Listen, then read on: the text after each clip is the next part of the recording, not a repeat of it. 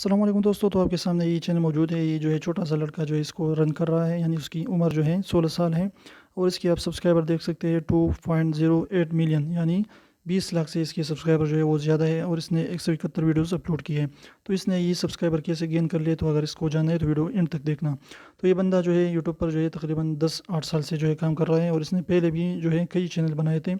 तो ये कहता है कि वो चैनल जो है वो सही तरीके से नहीं चले। फिर इसने ये वाला चैनल बनाया और इस पर जो है ये क्या करता है कि शॉर्ट वीडियोज़ अपलोड कर देता है।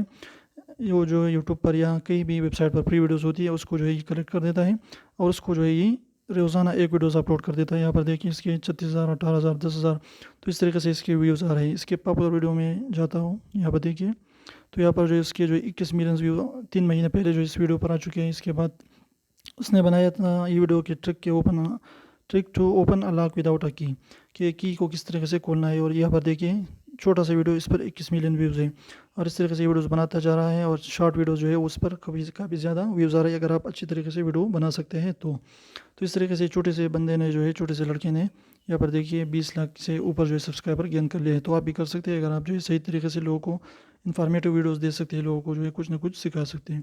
तो वीडियो चलिए, वीडियो को लाइक करें, चैनल को सब्सक्राइब कीजिए।